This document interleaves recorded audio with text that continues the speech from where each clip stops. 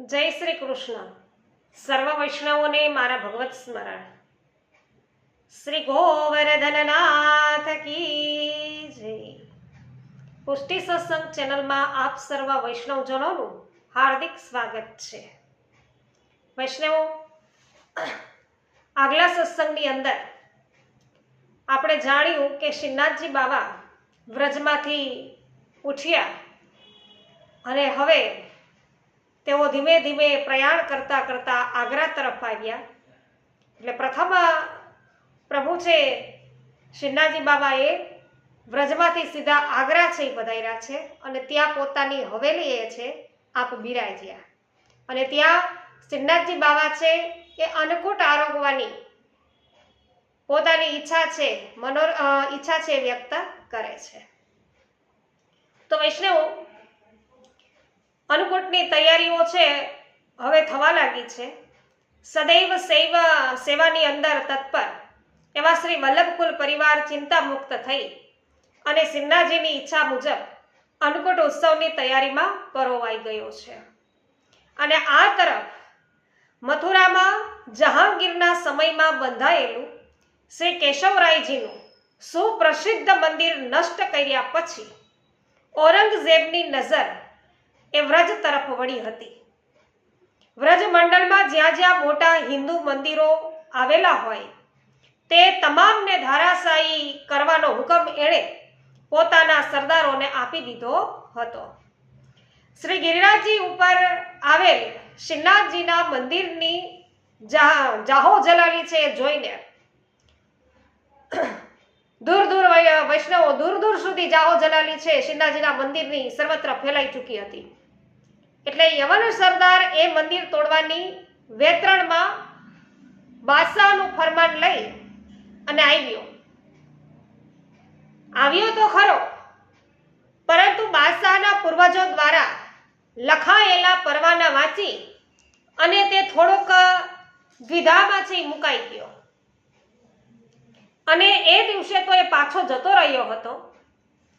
અસહિષ્ણુ યવન સરદારોની દોરવણીથી ઔરંગઝેબ છે એ ધર્માંત બની ચૂક્યો હતો.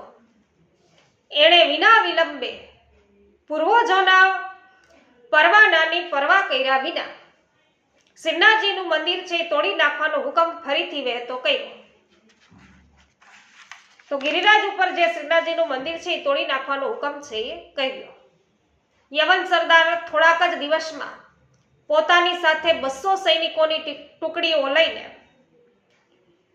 એક મિસ્ત્રીને સાથે લઈને શ્રીનાથજીના મંદિર તરફ ધસી આવ્યો. મંદિર ઉપર લહેરાતી ધજાજી જોઈને એમના અંદર અંધ ધર્મ જનૂન જાગૃત થયું. તળેટીમાંથી જ એણે જનાવર જેવી ચીચિયારીઓ પાડી અને સૈનિકોને આદેશ એવો આપ્યો કે હુમલો કરો, તોડી નાખો મંદિર. તો એક હિન્દુ જીવતો ન બચવો જોઈએ. મંદિરની ચોકી કરી રહેલા પેલા બે જે જલઘરિયાઓ હતા એ તલવાર ખેંચીને સાવધાન થઈ ચૂક્યા. ગોપાલપુર ગામના અડધો અડધ ઘર તો યવન સરદારના પહેલા આગમનથી જ વૈષ્ણવો ખાલી થઈ ગયા હતા. એટલે ઘરમાં કોઈ રહ્યું હતું નહીં, બધા ઘર ખાલી કરી અને ભાગી ચૂક્યા હતા. રહેલા ઘરોના દરવાજા ફટાફટ બધાય વસાઈ ગયા. કોઈ ડરપોકો ઘર છોડીને વન તરફ ભાગી નીકળ્યા. ગામમાં સાવ સોપો પડી ગયો. ઘોડાઓની તળબડાટીની એટલી બધી અવાજ ધ્વનિ છે થતી હતી. રજના વાદળો વૈષ્ણવો એનાથી ચડ્યા અને ચમકતી ધારદાર તલવારો છે એ નૃત્ય એને આરંભ્યું અને સૈનિકો બધા છે નારા લગાવતા લગાવતા જુદી જુદી પગદંડીઓ પરથી શ્રી ગિરિરાજજી ઉપર ચડવા લાગ્યા. મંદિરની બહારના મુખ્ય પ્રવેશ દ્વાર પર બંને જલગરિયાઓ હાથમાં ઢાલ અને તલવાર લઈને સાવજની જેમ છાતી કાઢીને લેશ માત્ર ડર્યા વગર ઊભા રહ્યા અને ભયંકર ગર્જનાયુક્ત સ્વરે શ્રી ગિરિરાજ ધરણ કી જય, શ્રી હરિદાસ વર્ય શ્રી ગોવર્ધનનાથાય નમઃ અને શ્રી લાલ ગિરધરાય નમો નમઃ. આમ બોલતા બોલતા ચિતાની ઝડપે સૈનિકો ઉપર ત્રાટક્યા. તલવારને એક ઝાટકે 10 મલેચ્છ સૈનિકોના માથા વાઢી નાખીને બંને સૈનિકો છે, આ સેવકો છે, એ બંને સેવકોની તલવારોએ આંખના પલકારામાં તો 200 માથા છે એને ગબડાવી નાખ્યા. હાથમાં કોદાળી લઈને ઉભેલો મિસ્ત્રી એ ભયભીત થઈને ધ્રુજવા લાગ્યો. એની સાથેના મજૂરો હતા એ તો ત્યાં જ બેભાન થઈને ઢળી પડ્યા. મંદિરની સિંહપોળ સુધી કોઈ પહોંચી જ ના શક્યું. બંને જલગરિયાઓની તલવાર મિસ્ત્રીની છાતી પર હવે ટેકવાઈ. ભાડાના ટટ્ટુ, તને અમે હમણાં નહીં મારીએ કે, કારણ કે તારો સરદાર જો જીવ લઈને ઘોડા પર બેસી અને ભાગી રહ્યો છે. તારા જીવની એને પરવાહ નથી. તું જઈ અને તારા પાજી પાતશાહને અહીંના સર્વ સમાચાર આપ, અને એવું અમે ઈચ્છીએ છીએ એટલે તને અત્યારે કાંઈ નહીં કરીએ. આમ કહેતા મિસ્ત્રીની છાતી પર બંને તલવારના લસરડા મારી અને ઉપરથી ધકેલી દેવામાં એને આવ્યો. મિસ્ત્રી હવે ગબડતો ગબડતો તળેટીમાં પહોંચ્યો. જેમ તેમ કરી અને ઊભો થયો અને પડતો આખડતો ભાગવા લાગ્યો. બંને સેવકોએ શ્રી સિન્નાજીની ધજાજીને છે દંડવત પ્રણામ કર્યા. શ્રી લાલ ગિરધર લાલજીના આ બંને સેવકોની નિષ્ઠા અને બહાદુરી વિખ્યાત હતી. વૈષ્ણવો બહાલથી એમને સેવા અને સભાના ટૂંકા નામથી જ સંબોધતા હતા. એકનું નામ સેવા અને એકનું નામ હતું સભા. ઘવાયેલો છંછાડાયેલો મિસ્ત્રી ખુન્નસે ભરાયો.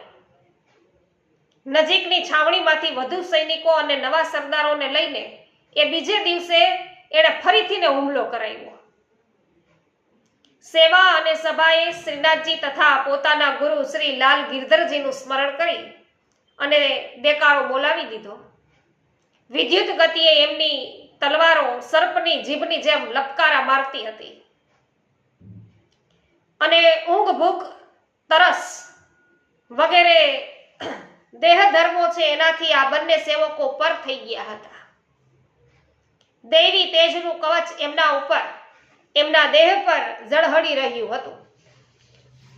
ચાચડ મચ્છરની જેમ સૈનિકો ટપો ટપ છે એ મરવા લાગ્યા. તેઓ એને મસળવા લાગ્યા. તો કેટલાક સૈનિકોને તેઓ બગલમાં દબાવીને ગુંગળાવીને આ બંને સેવકોએ યમ સદન સુધી એને પહોંચાડી દીધા. શ્રી ગિરિરાજજીની શિલાઓ ધર્મ રક્ષા અર્થે ઝઝુમી રહેલા આ બંને ભગવદીય વૈષ્ણવોની સહાયે દોડી ધાઈ સૈનિકોના પગ છે ને એ શિલાઓ પરથી લપસવા લાગ્યા અને આ મલેચ્છોના નાપાક સ્પર્શથી શ્રી ગિરિરાજજીની કોમળ શિલાઓ હતી એ પાષાણવત બની ગઈ. તોલ ગુમાવી રહેલા સૈનિકો પર શિલાઓ સ્વયં ગબડવા લાગી, માથા ભાંગવા લાગી, છાતીની પાસળીઓના ચૂરે ચૂરા કરવા લાગી. શ્રી ગિરિરાજજીએ જાણે કે ફરીથી સહસ્ત્ર ભુજાઓ છે ધારણ કરી લીધી હોય. તો ગિરિકંદરામાંથી છંછાડાયેલા એવા સર્પો છે હવે બહાર નીકળવા લાગ્યા. સર્પો છે બહાર ધસી આવ્યા અને મલેચ્છોને ડંખવા લાગ્યા. વનરાજીમાંથી ત્રાળો નાખતા સિંહો છે પૂંછડી ઊંચી કરી કરીને ધાયા અને સૈનિકો પર ત્રાટક્યા. દેકારો બોલી ગયો. સરદાર અને મિસ્ત્રી છે એ જીવ લઈને નાઠા ભાગી ગયા. બચેલા સૈનિકો અધમુવા થઈ ગયા હતા. લડવાની એમનામાં શક્તિ રહી નહોતી. તેઓ પણ અથડાતા કૂટાતા ઊભા થવા લાગ્યા. તો સેવા અને સભાએ તેમને બંને હાથે અધર ઉચકી અને નીચે તળેટીમાં છે એ ફેંકવા લાગ્યા. અને શ્રી ગોવર્ધન નાથ કી જય, શ્રી લાલ ગિરધરજી કી જય. આમ તેઓ બોલતા રહ્યા. અદ્ભુત પૂર્વ સૂર્ય બંને સેવકોમાં દાખલ થઈ ચૂક્યું હતું. પળવાર માટે પણ એમના મુખમાંથી ભગવદ નામ છે છૂટ્યું નહોતું. બંને સેવકોએ શ્રી ગિરિરાજજીના અન્ય સ્વરૂપો સમાન સર્પોને અને સિંહોને પ્રણામ કર્યા અને યથાસ્થાને પાછા પધારવાની વિનંતી કરી. વૈષ્ણવો, આ વાત છે વહેતી વહેતી બાદશાહ સુધી પહોંચી અને બાદશાહ ક્રોધે ભરાયો. 500 ચુનંદા સૈનિકોની ટુકડીની સાથે કાબેલ સરદારો એને રવાના કર્યા. સાથે ગોફણ યંત્રો પણ આવ્યા. સૈનિકોએ તળેટીને ઘેરી લીધી. ગોફણ યંત્રોમાંથી મોટા મોટા પથ્થરો મંદિર પર છે એ ઝીકાવા લાગ્યા. મંદિરની ઉપરનો ભાગ છે તૂટવા લાગ્યો. કાંગરા ખરવા લાગ્યા. આ જોઈ અને સેવા અને સભાનું લોહી એ લાવારસની જેમ છે એ ધગી ઉઠ્યું. સાક્ષાત કાળ ભૈરવ આ બંને સેવકોમાં પ્રવેશી ચૂક્યા હોય અને રૌદ્ર સ્વરૂપ છે એમણે ધારણ કરી અને હુમલાને ખાળવા લાગ્યા. જરાય ડર્યા વગર સેવાએ અને સભાએ સૈનિકોનો સામનો કર્યો અને મારી હટાવ્યા. સર્પો અને સિંહોની કુમક મદદે આવી અને મંદિરોની અંદર વૈષ્ણવો છે કોઈ છે મંદિરની અંદર છે એ પ્રવેશી શક્યું નહીં. એટલે હવે બાદશાહની કમાન છટકી. 15 દિવસના ગાળામાં એણે કુલ 17 વાર છે ને મંદિર ઉપર હુમલો કર્યો. હુમલા છે કરાવ્યા. દરેક વખતે સૈનિકોની સંખ્યા એ વધારતો જતો હતો, પરંતુ સર્વ વ્યર્થ ગયું. ફક્ત 2 સેવકોની આ કરામત બાદશાહને ગળે ઉતરી નહીં. એટલે પોતાના સૈનિકોની અનેક વારની નિષ્ફળતા છે એ નિષ્ફળ ચડાઈ બાદ થયેલી ખુવારીના આંકડા સાંભળી અને બાદશાહે મુખ્ય વજીરને હુકમ આપ્યો. હજારોની સંખ્યામાં સિપાહીઓ લઈને જાઓ કે અને તે તોપગડીઓ છે લઈ જાઓ, સાથે ભાલા બરછી અને કટાર પણ લઈ જાઓ. મંદિરની અંદર ઘૂસવા માટે દોરડા સીડી લઈ જાઓ. તમામ યુદ્ધ સામગ્રીઓ છે એનો ખડકલો પેલા તો કરી દો. તો ખડકલો કરી દો અને એ પર્વતની ચારે તરફ અને નેસ્ત નાબૂદ કરી નાખો એ મંદિરને. જીવતા પાછા ફરવાનો મોહ હોય તો ફતેહની ખબર સાથે જ પાછા ફરજો, નહીં તો ત્યાં જ કપાઈ મરજો.